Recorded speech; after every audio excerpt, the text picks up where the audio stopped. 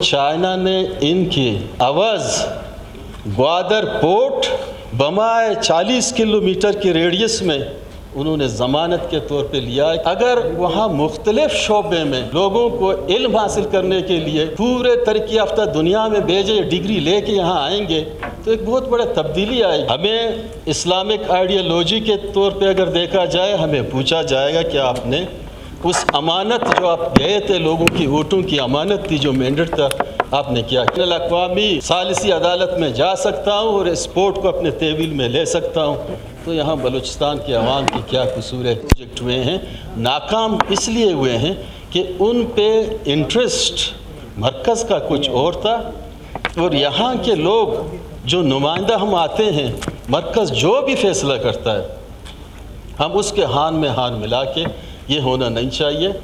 हमें Islamic ideology के तौर पे अगर देखा जाए, हमें पूछा जाएगा कि आपने उस अमानत जो आप गए थे, लोगों की वोटों की अमानत थी, जो मैंडेट था, आपने क्या किया?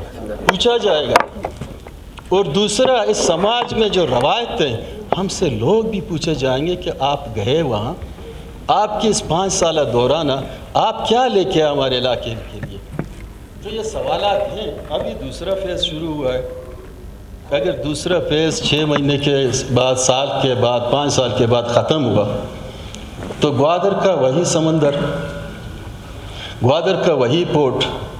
और जनाब स्पीकर साहब, आपको पता है कि चाइना ने जो पैसे दिए थे सिर्फ बैंक से निकाल के नहीं दिए थे, वहाँ के जो सरमायादार थे उन्होंने यहाँ इन्वेस्ट किया, वहाँ के गवर्नमेंट ने से यहाँ लोन लिए गए और चाइना ने इनकी आवाज़ ग्वादर पोर्ट बमाए 40 किलोमीटर की रेडियस में उन्होंने ज़मानत के तौर पे लिया कि अगर कहीं पाकिस्तान गवर्नमेंट ने ये पैसे हमारे एडजस्ट नहीं किए तो मैं बैनुल-अक़वामी सालिसी अदालत में जा सकता हूँ और स्पोर्ट को अपने तेविल में ले सकता हूँ। तो यहाँ बलूचिस्तान के अवाम की क्या कसूर है?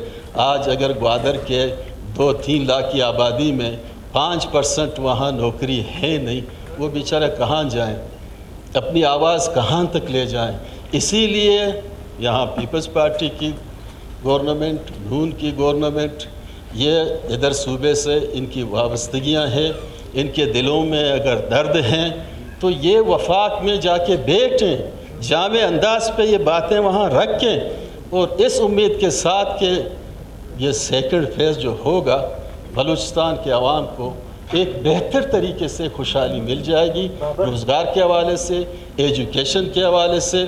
जो लोग हमारी एजुकेशन हासिल कर रहे हैं, अगर 1 लाख बलूचिस्तान के लोगों को इस सीपे के फैसले से, जो ये इन्होंने बनाया है, जिस तरीके से डिज़ाइन किया है, अगर वहाँ मुख्तलिफ शोबे में लोगों को इल्म हासिल करने के लिए पूरे तरक्की याफ्ता दुनिया में भेजे डिग्री लेके यहाँ आएंगे तो एक बहुत बड़ा तब्दीली आएगी। इसलिए ज़रूरत है कि एहसास महरूमी को ख़त्म करने के लिए ज़रूरी है कि इंसाफ के तकाज़े पूरा किए जाएँ और ये जो कॉलोनियल सिस्टम है इसको ख़त्म किया जाए। थैंक यू जनाब।